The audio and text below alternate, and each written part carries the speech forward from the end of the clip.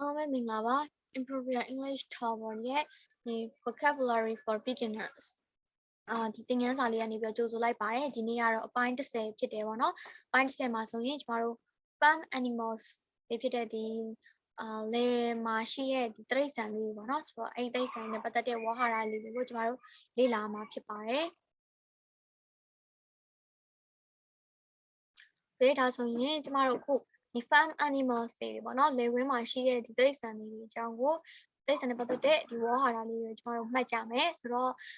ဒါကတော့အများနဲ့ပေါ့နော်သင်ခန်းစာတိုင်းမှာထုံးစံတိုင်းပဲ share technique လေးတွေကိုတောင်းပြီးတော့ဒီကျမတို့ဒီဝါဟာရလေးတွေကိုမှတ်ကြမယ်ဆိုတော့ပထမဆုံးဒီမှာအားလုံးမှာဒီမှာတော့17လုံးရှိရပါတော့17လုံးရှိတယ်ပထမ6လုံးကိုဒီပထမဆုံး technique ဖြစ်တဲ့အတန်ထက်လေးတွေနားထောင်ပြီးတော့စာလုံးပေါင်းလေးခန့်မှန်းပြီးတော့အဖြေမှန်လေးထည့်မယ်ပြီးနောက်ထပ်5လုံးနောက်ထပ်ကျန်တဲ့5လုံးကိုတော့ဒီစာလုံးပေါင်းလေးကြည့်ပြီးတော့အတန်ထက်ခန့်မှန်းမယ်ပြီးရင်ဒီကအတန်ထက်လေးနဲ့ check လုပ်ပြီးတော့ထည့်မယ်ပေါ့နော်ဆိုတော့ဒါလေးကိုအရင်ဆုံးဒီဗီဒီယိုလေးခဏရက်ပြီးတော့ခဏ technique 2ခုကိုပေါ့နော်ဒီနည်းလမ်း2ခုကိုအသုံးပြုပြီးတော့ဖြေပေးပါ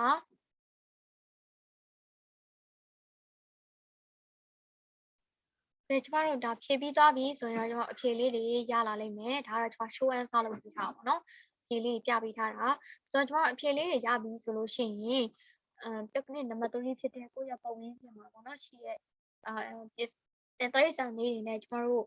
ကြည့်ပြီးတော့နာမည်ပေးမယ်ဆိုတော့ဒီမှာကတော့ကျမတို့ဒီနွားတို့ဘောကတိုးတုံးရှိပေါ့နော်နည်းနည်းနားဆိုရင်တော့ကြောင်လေးမွေးရလို့ကြောင်လေးရှိမယ်ခွေးလေးမွေးလို့ခွေးလေးရှိမယ်အိမ်မှာကြွက်တွေရှိမယ်ဆိုရင်တော့အဲ့ကြွက်ကိုလက်ညှိုးတာထိုးပြီးတော့အတန်လေးနာမည်လေးပေးလိုက်ပါတော့ဆိုတော့ဒါမျိုးလေးလုပ်မယ်ပေါ့နော်မရဘူးဆိုလို့ရှိရင်လည်းကိုယ့်ရဲ့ပေါင်းရင်းချိန်မှာမရှိဘူးဆိုလို့ရှိရင်လည်းဒီပုံလေးဖြစ်ဖြစ်ပေါ့နော်ပုံလေးဖြစ်ဖြစ်ရှာပြီးတော့ပုံလေးကိုကြည့်ပြီးပဲဖြစ်ဖြစ်နာမည်လေးပေးမယ်ပေါ့နော်ဆိုတော့ဒီဟာလေးကျမဟိုနီလန်နံပါတ်3လေးကိုအဲ့ဒါလေးဗီဒီယိုလေးခဏ pause ပြီးတော့အဲ့ဒါဒီနီလန်တိုင်းလေးလုပ်ပါမယ်ဗီဒီယိုလေးခဏ pause ပြီးတော့လုပ်ပေးပါကျမတို့နီလန်နံပါတ်3လေးလုပ်ပြီးသားဆိုတော့နီလန်နံပါတ်4နီလန်နံပါတ်4ကိုတော့ခဏကြော်လိုက်မယ်နော်သူကကျတော့ဒီမိနစ်နဲ့လေးလာမယ်ဆိုတဲ့အတွက်ကြောင့်မလို့ကြော်လိုက်မယ်ပြီးတော့နီလန်နံပါတ်5ပေါ့နော်နီလန်နံပါတ်5ကတော့ကျမတို့ဒီရုပ်ရှင်ထဲမှာပါတဲ့စာသားလေးပေါ့နော်စာသားလေးကိုအသုံးချပြီးတော့ကျမတို့ဒီမှာရှိတဲ့စကားလုံးလေးအစားထိုးပြီးတော့ပြောကြည့်မယ်ဆိုတော့ဒီထုံးစံတိုင်းပဲကျမတို့ဒီကိုမှတ်ထားတဲ့ notes လေးပေါ့နော် notes လေးမှာကိုနီလနံပါတ်5တုန်းကတင်ခဲ့တဲ့ဒီရုပ်ရှင်လေးရှိမယ်ဒါမှမဟုတ်လို့ရှိရင်လည်းကိုဒီကြားထဲကြည့်ခဲ့တဲ့ရုပ်ရှင်ဒါမှမဟုတ်လို့ရှိရင်လည်းဒီကြားထဲဖတ်ခဲ့တဲ့စာအုပ်ထဲမှာမှတ်ထားတဲ့စာကြောင်းလေးဆိုလည်းရရနော်ဆိုတော့အဲ့ဒီစာကြောင်းလေးကိုအသုံးပြုပြီးတော့ဒီစာလုံးလေးတွေစားထိုးပြီးတော့စာကြောင်းလေးပြောကြည့်မယ်ဆိုတော့ဗီဒီယိုလေးက pause ပြီးတော့ဒါလေးလုပ်ကြည့်ပါဒါလေးလုပ်ပါ okay အားလုံးနီလနံပါတ်5ကိုလုပ်ပြီးသားလို့ထင်တယ်နီလနံပါတ်5ပြီးတော့ရင်တော့နီလနံပါတ်6ပေါ့နော်နီလနံပါတ်6ကကိုပိုင်စာကြောင်းလေးဆိုတော့ကျွန်တော်တို့ဒီမှာကိုပိုင်စာကြောင်းလေးလုပ်မယ်ဒီမှာကိုပိုင်စာကြောင်းလေးကတရိတ်ဆန်လေးဆိုတော့ကျွန်တော်တို့ဘယ်လိုမျိုးလေးလုပ်လဲဆိုရင်ဘယ်လိုလေးလုပ်မစရင်ရှင်းတော့လဲကူကူလေးပဲပေါ့နော်ဒီမှာကတရိတ်ဆန်လေးဖြစ်တဲ့အတွက်ကြောင့်မို့လို့ကျမတို့ကရှိသည်ဆိုတဲ့မှကျွန်တော်မှရှိတယ်ဆိုရင်ဒါကြောင့်လည်းလုပ်လိုက်မယ်နော်ဘာလို့လဲဆိုတော့ဒီ color လေးမှာထည့်မယ် color လေးမှာကျမတို့ထည့်မယ်ဒီတရိတ်ဆန်လေးရဲ့စကလုံးလေးဝါဟာရလေးကိုထည့်မယ်ဆိုတော့ I have ခြေစောင်းမှာတွေ့နေရတာစိတ်ကလေးဆို goat ပေါ့နော် I have goat ဆိုတော့ဒီမှာကကျမတို့တရိတ်ဆန်တစ်ကောင်ပြောချင်တာဖြစ်တဲ့အတွက်ကြောင့်မို့ A လေးပါမယ်နော်ဆိုတော့ I have a goat ဒါလည်းရှင်နောက်ကဘဲပေါ့နော်ဘဲကိုရှိရဘဲရှိရဆိုလို့ရှိရင် I have a dog ဒါမျိုးလေးနဲ့နောက်ကကျန်တဲ့6လုံးပေါ့နော်ကျန်တဲ့6လုံးလေးအဲ့ဒီတိုင်းလေးပြောသွားမယ်ဆိုတော့ဒီစာကြောင်းလေးကိုနမူနာယူပြီးတော့ပြောပေးပါ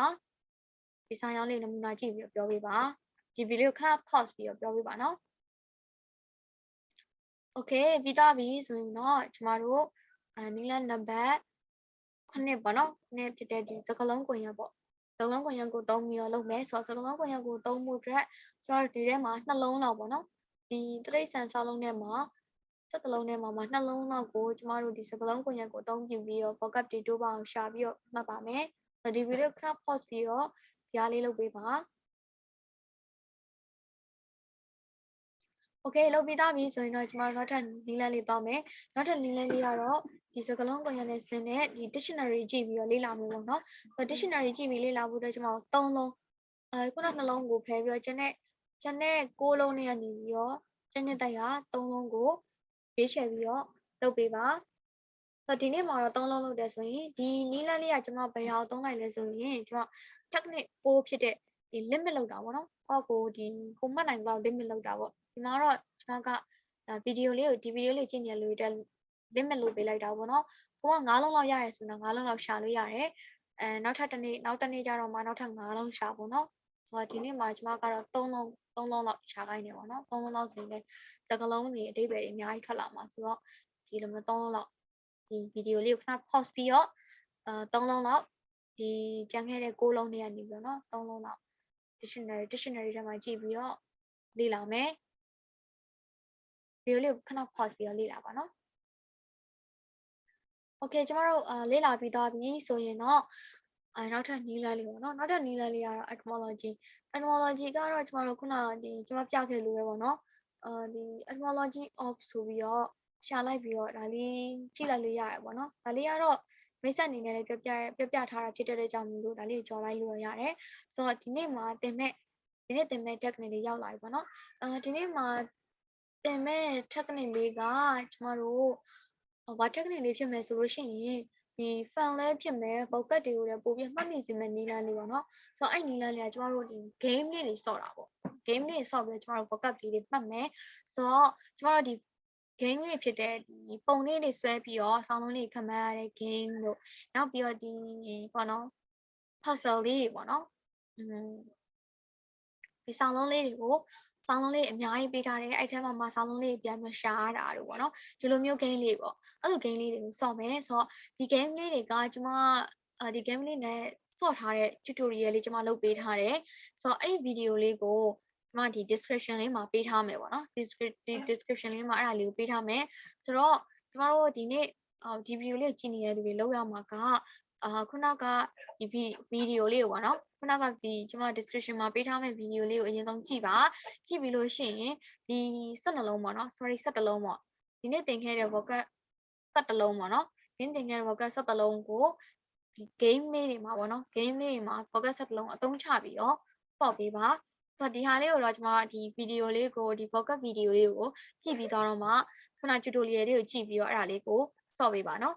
အခုကတော့ကျမဒီ test လေးတွေတစ်ခါလေးပြပေးလိုက်မယ်ဆိုတော့ test ဖြေပြီးလို့ရှိရင်ခုန vocab game လေးတွေပေါ့နော် vocab game လေးတွေကိုကိုဆော့ကြည့်ပါကျမပေးထားတဲ့ vocab game တွေကတယောက်တည်းလဲဆော့လို့ရသူတချို့ဟာလေးတွေကတော့ဒီတငယ်ချင်းတွေနဲ့ဆော့လို့ရတဲ့ဟာလေးရှိရပေါ့နော်ဆိုတော့အဲ့ဒီဟာလေးတွေကိုကျမတို့ဆော့ကြမယ်ဆော့ကြမယ်ပေါ့နော်ဆော့ကြမယ်ဒီဗီဒီယိုလေးကြည့်ပဲ tutorial လေးကြည့်ပဲဆော့လို့ရတယ်ဆိုတော့ကျမဒီမှာကတော့ test လေးတောင်းပေါ့နော်အခုကတော့ test လေးကိုပြပေးမယ်test 1ကတော့ဒါထုံးစံတိုင်းပဲဒီ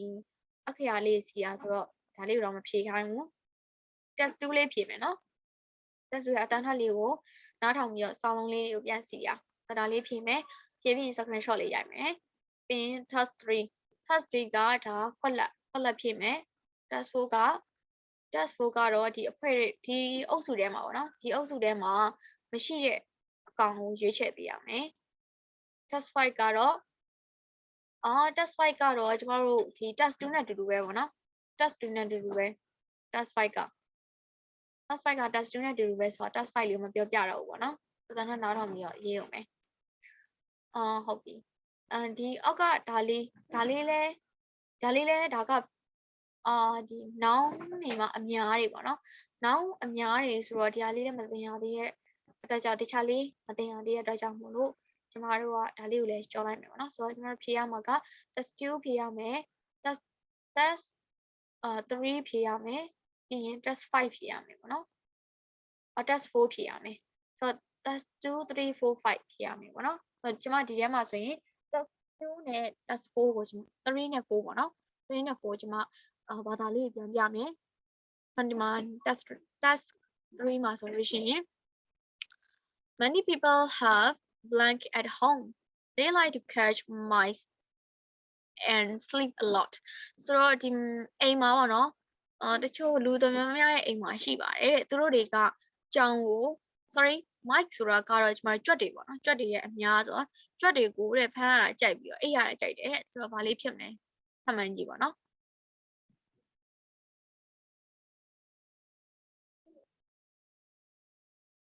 နောက်တစ်ကြောင်းတောင်းရပါနော်နောက်တစ်ကြောင်းလေးမြင်မြင်တောင်းလိုက်မယ်ဆိုတော့ blank have stick far far ဆိုတာကတော့ hair အမွှေးပေါ့နော်အမွှေး farmers can use their far or meat ဆိုတော့လေသမားတွေကတဲ့သူတို့ရဲ့ဒီအမွှေးနဲ့အသားကိုအသုံးပြုလို့ရတယ်တဲ့ဟိုမှာထုတ်ခဲ့တဲ့အသားအမွှေးတွေရှိတယ်ပေါ့နော် many people eat eggs from blank ဆိုတော့လူတွေကကြက်ဥတွေကိုစားကြတယ်ဘယ်ကနေစားလဲပေါ့နော်အားလုံးပဲဖြည့်ကြည့်ပေါ့ဘယ်တရိษံကနေပြောရလဲနောက်တစ်ကြောင်းက blank are large and have 4 legs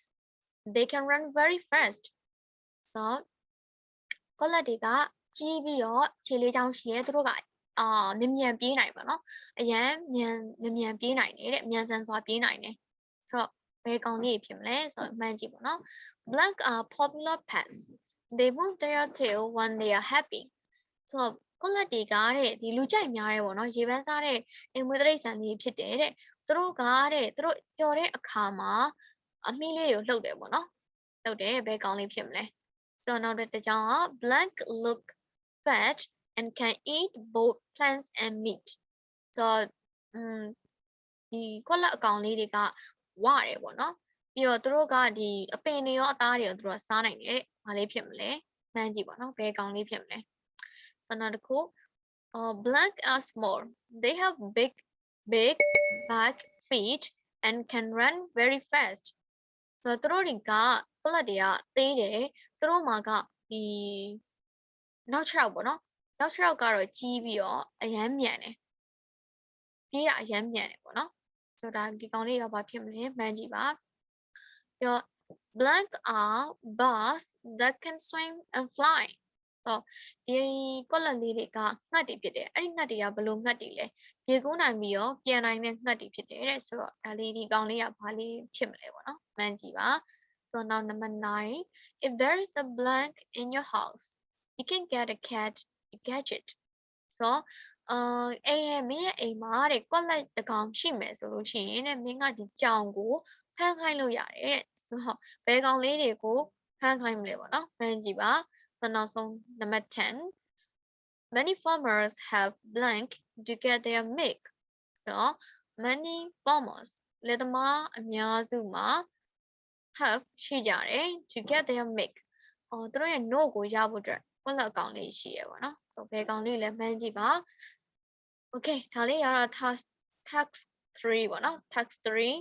ဒီအခါမှာ task 5ကတော့အတူတူမဟုတ်လို့မရှင်းပြတော့ဘူးเนาะဆိုတော့ဟုတ် task 4လေးပြပြမယ်เนาะ task 4လေးကကျမတို့ဒါထူးဆန်းတဲ့ဘာကိုထုတ်ခိုင်းတာပေါ့เนาะဆိုတော့ဒီထဲမှာမပါတဲ့အကောင်ပေါ့ဒီထဲမှာမပါတဲ့အကောင်ထုတ်ခိုင်းတာဒါလေးကလည်းလွယ်တယ်ခုနကမဖြေခိုင်းလိုက်လားမဖြေခိုင်းလိုက်ဒါလေးကလွယ်တယ်เนาะလွယ်တဲ့ကြောင့်မလို့သုံးခုပဲလည်းရှိရဆိုဖြည့်ကြည့်လိုက်ပေါ့နော်ဘယ်ကောင်လေးအုပ်စုပါလဲဖြည့်ကြည့်လိုက်ပေါ့ဆိုတော့ animal with fur hair ဆိုအမွှေးပါတဲ့တိရစ္ဆာန်လေးဆိုတော့ဒီထဲမှာမွှေးပါတဲ့တိရစ္ဆာန်မဟုတ်တဲ့အကောင်လေးပေါ့နော်အဲ့ဒါလေးတွေကိုရွေးပြီးတော့ထုတ်ပေးပါမဟုတ်တဲ့အကောင်နော်ဒီ large animal ကြီးတဲ့တိရစ္ဆာန်လေးနောက်တစ်ခုက animal that eat plants အပင်တွေစားတဲ့တိရစ္ဆာန်တွေဘာတွေဖြစ်မလဲဘာတွေကမဟုတ်ဘူးလဲအဲ့ဒါကိုရွေးထုတ်ပေးပါနော်Okay ဒါဆိုရင်ကျမတို့ဒီနေ့test လေးတွေကကျမတို့ test 3 2 3 4 5ဒီလေးကိုဖြေရမယ်ပေါ့နော်အစ3ခုပဲလားမသိဖြေခိုင်းဒါလေးကလည်းလွယ်ရဆိုတော့ဒါလေးကိုဖြေလိုက်ပေါ့နော်ဒါလေးကကိုအုပ်စုလေးခွဲတတ်သွားတာပေါ့နော်အဲကြောင့်မလို့ထပ်ပြီးတော့ပြန်ပြီးတော့ထည့်ပေးလိုက်တယ်ဆိုတော့ဒီလေးခုရဲ့ screenshot လေးတွေကိုဒီနေ့သင်ခဲ့တဲ့ဒီသင်ခန်းစာကို notes မှတ်ထားတယ်ပေါ့နော်အဲ notes မှတ်ထားတဲ့ notes မှတ်ပြီးတော့ဓာတ်ပုံရိုက်ထားတဲ့ဒီပုံလေးတွေနဲ့အတူဒီ test လေးခုကိုဖြည့်ထားတဲ့ screenshot ပေါ့နော် screenshot ကိုတွဲပြီးတော့မှတ်ပေးပါဒီနေ့ဗီဒီယိုလေးကတော့ ဒီလောက်ပဲပေါ့နော်ဒီဗီဒီယိုလေးကိုအဆုံးထိကြည့်ပြီးတဲ့အတွက်အားလုံးကိုဒါအားလုံးတစုတဆိုင်နေပေါ့နော်လီလာပြီးတော့မသားပြီးတဲ့အတွက်ကြောင့်ကျေးဇူးတင်ပါတယ်ဆိုတော့မနက်ဖြန်မှာတော့ဒီနောက်ထပ်ပေါ့နော် vocabulary သင်ခန်းစာတွေမှာနောက်ထပ်ပါသင်ခန်းစာဖြစ်မလဲဆိုတာကိုအားလုံးပဲမနက်ဖြန်မဟုတ်ဘူးပေါ့နော်တပတ်ခါပေါ့တပတ်ခါမှာကျမတို့ဒီနောက်ဆုံးဒီvocabulary သင်ခန်းစာလေးရှိအောင်မယ်ပေါ့နော်ဆိုတော့ဒီသင်ခန်းစာလေးနဲ့အတူကျမနဲ့အတူလေ့လာကြမယ်ပေါ့နော်ဆိုတော့ဒီနေ့ဒီဗီဒီယိုလေးကတော့ဒီလောက်ပါပဲအားလုံးပဲဘိုင်ဘိုင်ပါဒီခုနဒီ screenshot လေးတွေကိုကျမတို့day 22ပေါ့နော် day 22ရဲ့ဒီ post အောက်မှာတွဲပြီးမှတ်ပြီးဖို့မမေ့ပါနဲ့เนาะဒါလေးမှကျလို့ပါအားလုံးပဲကျေးဇူးတင်ပါတယ်